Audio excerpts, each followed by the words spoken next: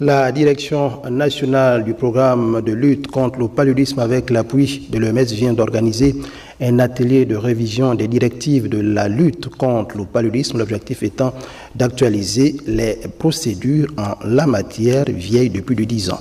Ingrid Bijoumombo. La prise en charge du paludisme, la chimioprévention sont autant de thèmes abordés lors de cet atelier de révision de lutte contre le paludisme qui voit la participation de plusieurs acteurs du ministère de la Santé. Selon les données 2023 du programme national de lutte contre le paludisme, l'incidence tout âge confondu est de 58,26 cas pour 1000 habitants, contre 95,7 cas pour 1000 habitants chez les enfants de moins de 5 ans.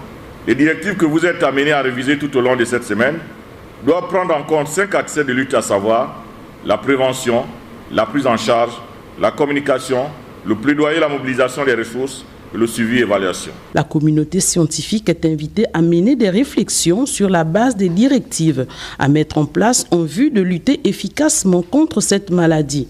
Donc il est important que les pays, à chaque fois, adaptent ces guides-là de sorte que ça prenne en compte les directives internationales prônées par l'OMS. Les autorités, en tête desquelles le ministre de la Santé, a souhaité qu'on se retrouve donc pour procéder à la révision de ces guides. S'inscrivant dans le cadre des évidences scientifiques évoluées, les stratégies exigent des actualisations. Il y a plusieurs nouveautés dans ce document. Il appartient au pays de pouvoir faire le choix de ce qu'il peut mettre en œuvre. Au Gabon, la dernière révision des directives en matière de lutte contre le paludisme date de 2013. Ces travaux viennent donc à point nommé car elles permettront au pays de s'arrimer aux exigences internationales.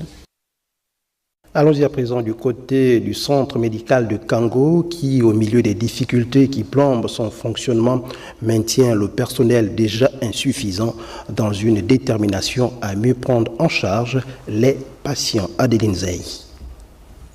Centre médical de Kango, 100 km plus au sud de la capitale Libreville. La structure est sollicitée pour des soins et des accouchements comme pour cette jeune dame à terme qui se présente sans aucune fiche de suivi de grossesse. Pour placer un soluté, il faut d'abord connaître le taux d'hémoglobine.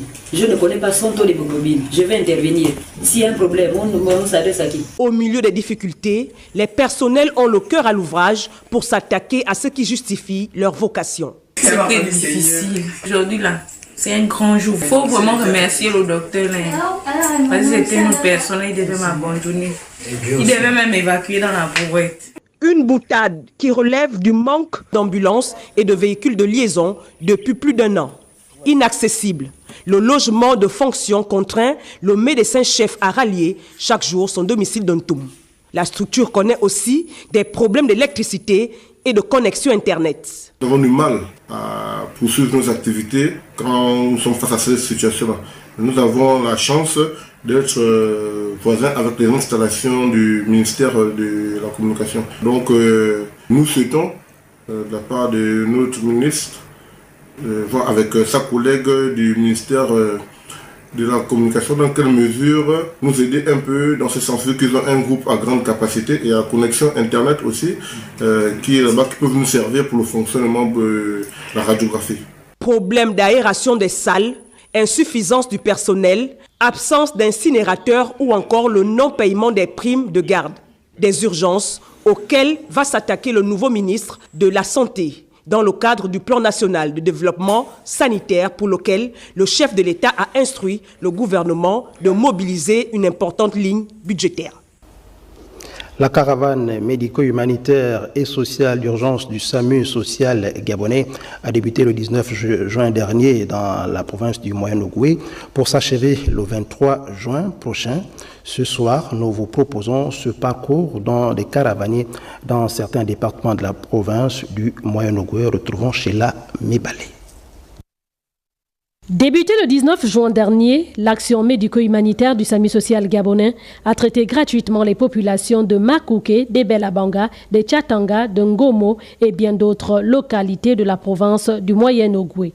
Pour ces jours de consultation, c'est plus de 2000 personnes qui ont été prises en charge dans les domaines de la santé, partant de la médecine générale, en passant par la pédiatrie, l'ophtalmologie, l'infectiologie, le dentiste, l'oréal, la gynécologie, la neurologie, la cardiologie, la chirurgie.